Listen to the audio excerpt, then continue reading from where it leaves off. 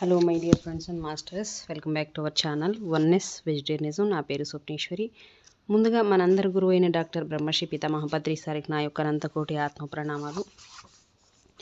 పరమ గురువులకి, పరమ గురుమండలంతటికి నా యొక్క అనంతకోటి ఆత్మ ప్రణామాలు. మహోత్తర్ బాబాజీకి, బుద్ధ భగవానుడికి, రామత మాస్టర్కి, సదానంద యోగి మహారాజ్కి నా యొక్క అనంతకోటి ఆత్మ ప్రణామాలు. ఈ వర్తమాన క్షణంలో ఉన్న విశ్వ చైతన్యానికి, నా యొక్క స్వయానికి అనంతకోటి ఆత్మ ప్రణామాలు. మరి ఇప్పుడు ఈ వీడియోలో మనం రోజులాగా ఈరోజు కూడా వర్తమాని భవ బుక్ నుంచి ఈ జ్ఞానాన్ని విస్తారంగా తెలుసుకునే ప్రయత్నం చేద్దాం మాస్టర్స్. మరి ఒక్క సెకండ్.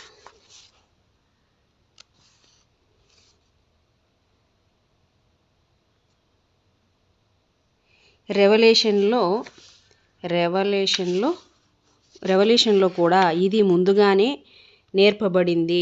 అప్పుడు నేను కొత్త స్వర్గాన్ని, కొత్త భూమిని చూశాను. ఎందుకంటే మొదటి స్వర్గము, మొదటి భూమి మరణించాయి. అయితే కారణ కార్యముల విషయంలో భ్రమపడవద్దు. మీ ప్రథమ కార్యం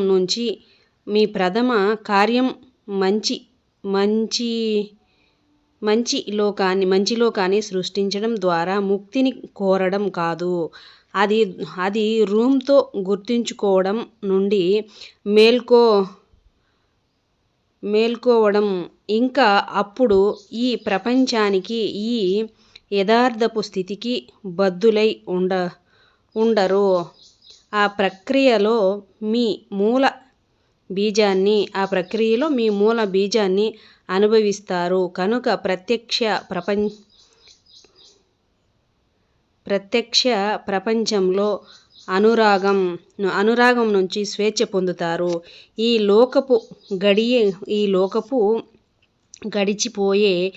లోకంలో గడిచిపోయే సుఖాలను ఆనందిస్తారు. అయినా నష్టాలు, భయము ఇక ఉండదు. కనుక వాటిని పట్టుకొని ఉండిపోవలసిన అవసరం ఉండదు. ఇంద్రియ సుఖాలను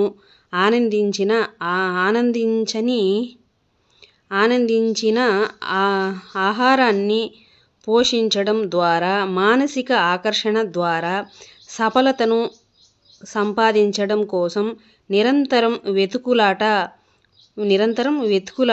పోయినట్లే. ఇంద్రియ అనుభవం కోసం తీవ్రమైన వాంఛ పోతుంది. సుఖానికి ప్రత్యక్షమైన దానికి మించినదైన దానితో, ఆనందమైన దానితో సంబంధం కలిగి ఉంటారు. ఒక్క విధంగా లోకంతో మీకిక అవసరం ఉండదు.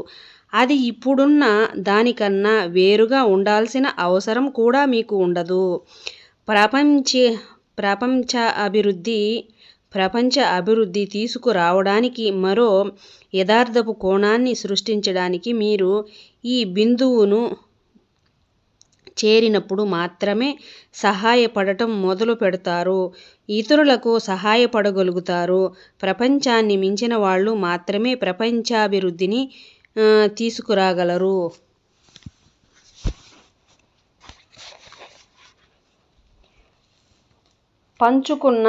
పంచుకున్న అనినిత్యపు, మరణత్వపు సహబంధపు ఎరుక, ద్వంద్వం ప్రకృతి గల నిజమైన కరుణ అది అని మనము ఇంతకు ముందు చెప్పుకున్నాం. ఈ లోతైన స్థితిలో, విశాలమైన భావంలో కరుణ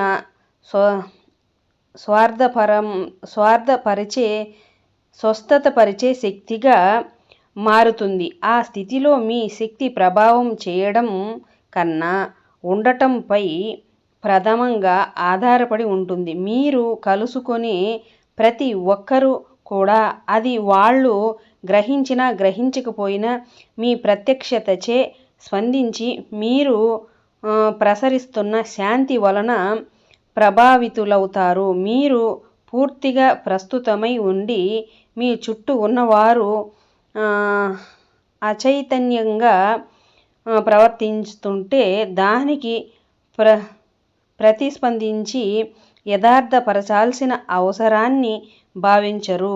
మీ ప్రశాంతత ఎంత లోతైనది, విశాలమైనదంటే శాంతి కానిది ఏదైనా సరే దానిలోకి అదృశ్యమైపోతుంది. ఇంతకుముందు అది అసలు ఎప్పుడూ లేనట్లే. అది చర్య ప్రతిచర్యల కర్మచక్రాన్ని త్యజిస్తుంది. జంతువులు, చెట్లు, పువ్వులు మీ శాంతిని అనుభవించి స్పందిస్తూ ఉండటం ద్వారా మీరు బోధిస్తారు. భగవంతుని ప్రశాంతతను ప్రతిపాదిస్తారు, నిదర్శనము చూపుతారు. ప్రపంచ శాంతిగా మారుతారు. స్వచ్ఛమైన చైతన్యాన్ని ప్రసరింపచేసేవారవుతారు. కనుక కారణ స్థితిలో దుఃఖాన్ని తీసివేస్తారు. ప్రపంచం నుండి చైతన్యాన్ని తీసివేస్తారు. అలా చేయడం ద్వారా బోధించకూడదని కాదు. దీని అర్థం ఉదాహరణకు మనసులో గుర్తుంచుకోకపోవడం ఎలాగో సూచించడం, తమలోని చైతన్య రాహిత్య నమూనాలను ఎలా ప్రవహించటమో తెలియజేయటం లాంటివి. మీరు చేసేదానికన్నా చెప్పేదానికన్నా అతి ఆవశ్యకమైనదని మీరు ఎవ్వరు అన్నది అది ఎప్పుడూ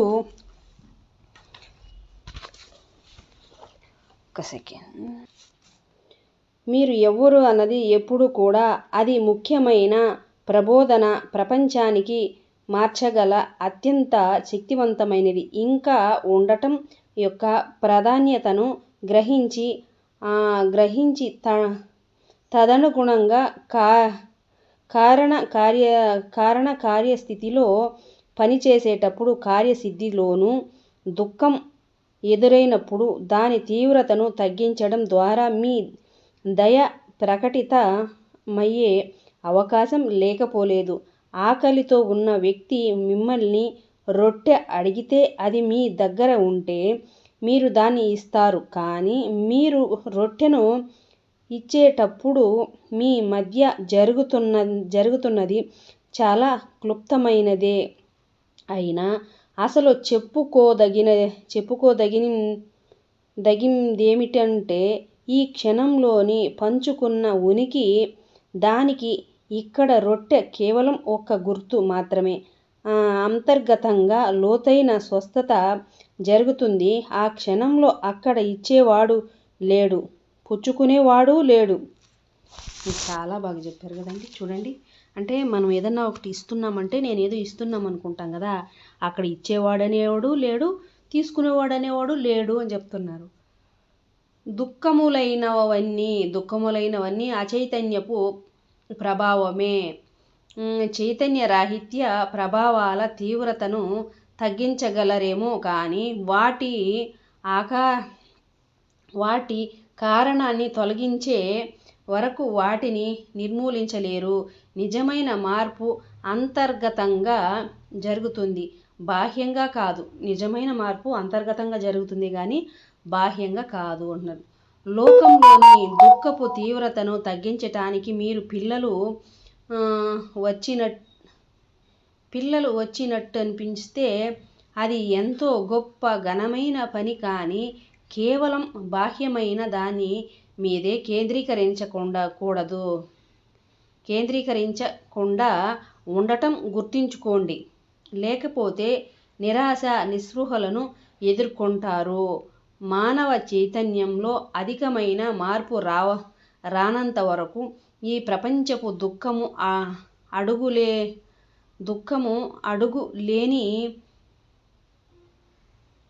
అడగలేని ఆనందం వంటిది. కనుక మీ దయను ఒక్క వైపుకే ఉండిపోనివ్వండి. సర్వ దుఃఖపు అంతిమ భ్రాంతిపై లోతైన అవగాహనతోనూ సమతుల్యత కలిగి ఉండాలి. మీరు చేసే ప్రతి దానిలోనూ శాంతిని ప్రవహించనివ్వండి. ఇక అప్పుడు ఒకేసారి కారణకార్యం పరిస్థితుల్లో పనిచేస్తుంటారు. చైతన్య మానవులు వారిని వారు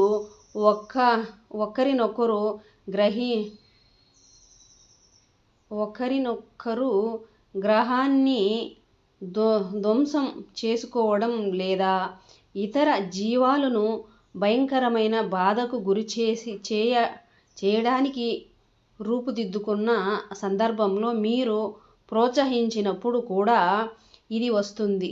గుర్తుంచుకోండి, చీకటిని పోరాడలేనట్లే చైతన్యం రాహిత్యాన్ని కూడా పోరాడలేరు. అలా చేసే ప్రయత్నం చేస్తే భిన్న ధృవాల బలపడి మరింత లోతుగా కూరుకుపోతాయి. ఒక ధ్రువంలో మిమ్మల్ని మీరు గుర్తించుకొని ఒక శత్రువును సృష్టించుకొని మీకు మీరే అచైతన్యంలోకి లాగబడతారు. జ్ఞానాన్ని విస్తరించడం ద్వారా జాగృతను పెంచండి, కానీ మీరు ఏ విధమైన ఆటంకాన్ని, ద్వేషాన్ని, ప్రతికూలతని మీలో లేకుండా చూసుకోండి. శత్రువును ప్రేమించు అన్నాడు జీసస్. అంటే శత్రువులు లేకుండా చూసుకో అని. ఒక్కసారి కార్యపరిధిలోని పనిలో నిమగ్నమైతే దానిలో మిమ్మల్ని మీరు పోగొట్టుకోవడం ఎంతో సులభం. జాగృతమై ఉండండి. అలా చాలా వర్తమానంలో ఉండండి. అంకితమైన స్థితే మీ ప్రథమమైన కేంద్రకం కావాలి. ఆత్మజ్ఞాన ప్రబోధమే మీ అసలైన ఉద్దేశం కావాలి. శాంతి ఈ లోకానికి మీరిచ్చే అత్యంత విలువైన బహుమతి కావాలి. వావ్, ఎంత బాగుందో! ఇంకా ఇది కాకుండా ఇంకొక ఇంకొక చాప్టర్లో అయిపోతుంది. ఇంకొక చాప్టరే ఉంది. ఇది కాకుండా ఈ చాప్టర్ ఆధీనం లేదా వశం అవ్వడం. ఈ చాప్టర్ పేరు ఆధీనం లేకపోతే వశం అవ్వడం. ఈ క్షణాన్ని స్వీకరించడం. ప్రశ్న: మీరు కొన్నిసార్లు ఆధీనం అన్న పదం వాడరు. నాకు అది నచ్చలేదు. విధి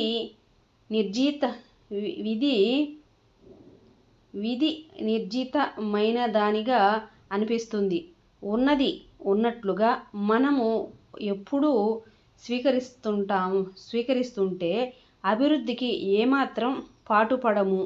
నా ఉద్దేశం ప్రకారం అభివృద్ధి అంటే మన వ్యక్తిగత జీవితంలోనూ సామూహికంగానూ వర్తమానపు పరిమితులను స్వీకరించడం కాదు, వాటిని మించి వెళ్లేందుకు కృషి చేసి మరింత ఉన్నతమైన వాటిని సృష్టించడం. ఇది మనం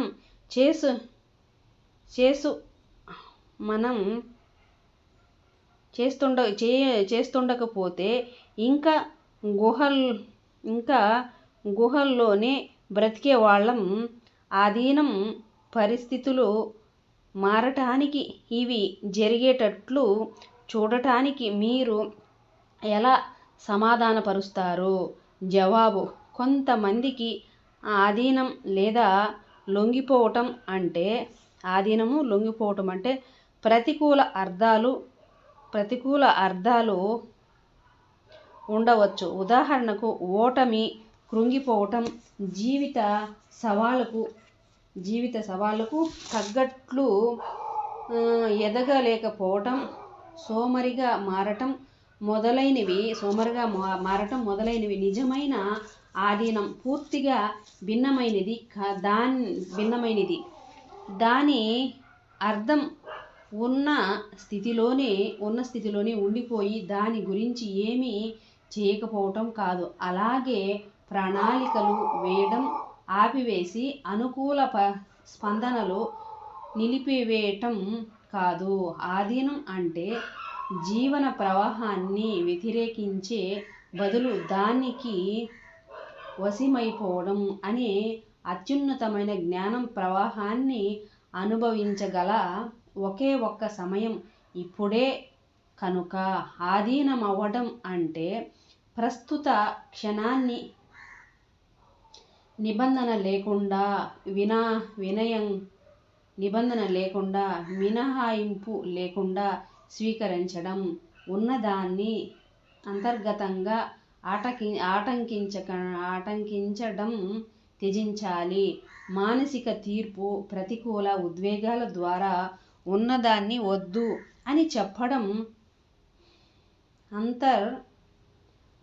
ఆటంకం జరగకూడదని ఈ జరిగినప్పుడు అది మరింత స్పష్టమవుతుంది. అంటే ఇది మీ మనసు యొక్క నిరీక్షణలకు లేదా మానసిక స్థితికి అక్కడ ఉన్న దానికి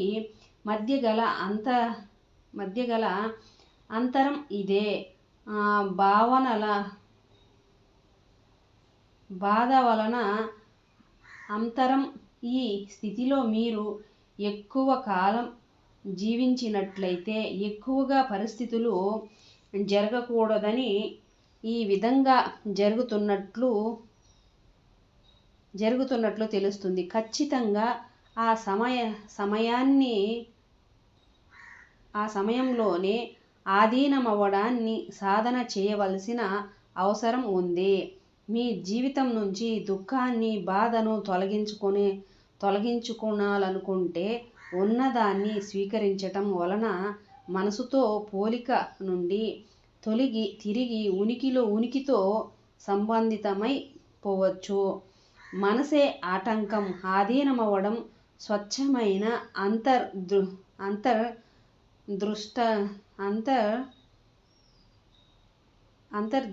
దృక్పథం. దానర్థం బాహ్యం పరిస్థితిలో మీరు ఏ చర్య తీసుకోకుండా పరిస్థితిని మార్చుకోకపోవడం అని కాదు. వాస్తవానికి ఆధీనమైనప్పుడు పూర్తి పరిస్థితిని స్వీకరించాల్సిన అవసరం లేదు. కేవలం ఇప్పుడు అనే చిన్న భాగాన్ని మాత్రమే. ఉదాహరణకు మీరు ఎక్కడో బురదలో పడి ఉన్నప్పుడు, సరే, బురదలో పడటాన్ని నేను విడిచిపెడతాను అనరు కదా. విడిచిపెట్టడం అంటే వశమవటం కాదు. కోరుకోని సంతోషకరం కాని జీవిత స్థితిని మీరు స్వీకరించాల్సిన అవసరం లేదు.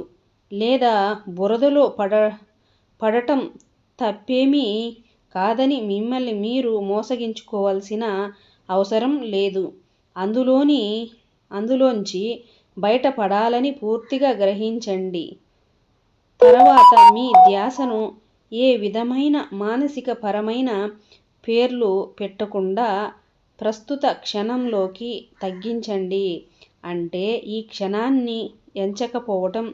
కనుక ఆటంకం ఉండదు, ప్రతికూల ఉద్వేగం ఉండదు. ఈ క్షణపు ప్రస్తుతత్వాన్ని స్వీకరించండి. అప్పుడు చర్య తీసుకోండి. బురద నుండి బయటపడటానికి చేయవలసిందంతే. ఇదే చేయండి. అటువంటి చర్యను అనుకూల చర్య అంటాను. ఇది కోపము, దుఃఖము, బాధల నుంచి ఉదయించే ప్రతికూల చర్య కన్నా ఎంతో శ్రేష్టకరం. అనుకున్న ఫలితాన్ని సాధించేంత వరకు ఈ క్షణాన్ని ఎంచటం మాని ఆధీనమవ్వటాన్ని సాధన చేయటం కొనసాగించండి. నేను చెప్తున్న ఈ విషయం ఒక దృశ్య రూపకంగా చూడనివ్వండి. రాత్రి బాగా మంచు పొగ చుట్టుముట్టినప్పుడు మీరు ఒక దారి గుండా నడుస్తున్నారు. కానీ మీ దగ్గర బాగా శక్తివంతమైన వెలుతురు ఉంది. అది మీకు ఎదురుగా మంచును అధిగమిస్తూ స్పష్టమైన సన్నని దారిని కల్పించింది. ఆ మంచు పొగ భూత భవిష్యత్తు భూత భవిష్యత్తు కలిగి ఉన్న జీవిత పరిస్థితి కన్నా పరిస్థితి వెలుతురు మీ జాగృతమై ప్రత్యక్షత ఆ స్పష్టమైన దారి లేదా స్థలం ఈ క్షణం ఆధీనమవ్వకపోవడం మీ మానసిక రూపాన్ని అంటే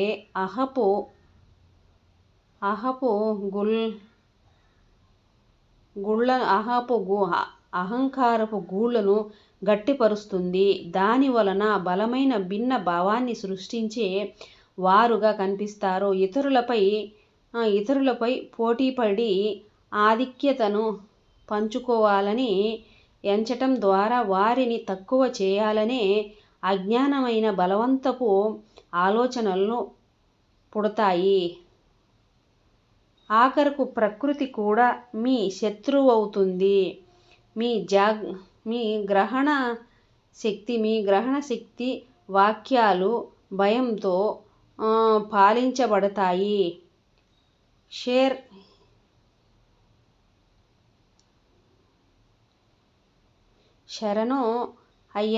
శరణయ్య అని మనం పిలిచే మానసిక వ్యాధి ఈ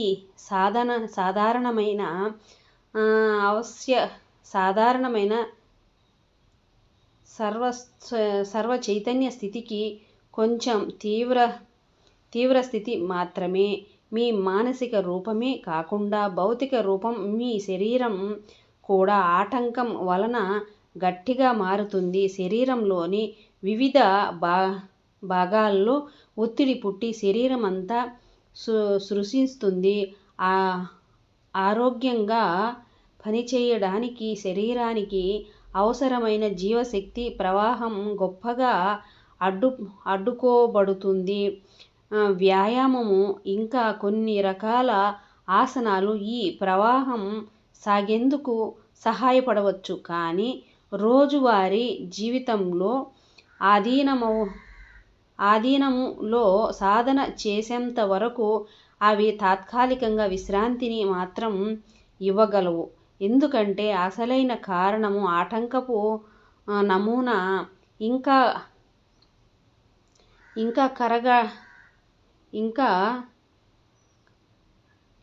కరగలేదు కనుక. మీ జీవిత స్థితిని రూపొందించిన అస్థిర పరిస్థితులకు ఏమాత్రం ప్రభావితం కానిది ఏదో మీలో ఉన్నది. దానిలోకి ప్రవేశించాలంటే ఆధీనమవ్వడమే మార్గం. అది మీ జీవం, మీ ఉనికి బాహ్యంగా వర్తమానం అనే కాలరహిత రాజ్యంలో ఉన్నది. ఈ జీవితాన్ని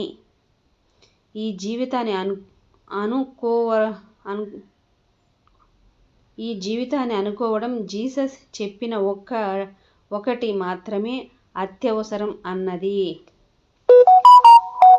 okay masters, thank you so much masters. ఇంకా ఒక చాప్టర్లో ఇంకా మరింత జ్ఞానాన్ని తెలుసుకునే ప్రయత్నం చేద్దాం.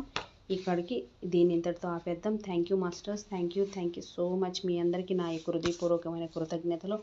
అలాగే ఈ వర్తమాన క్షణానికి, నా యొక్క స్వయానికి, ఈ రచయిత ఎకార్ట్ టోల్ గారికి, ఆ చైతన్యానికి నా యొక్క అనంత కోటి ఆత్మ ప్రణామాలు. Thank you.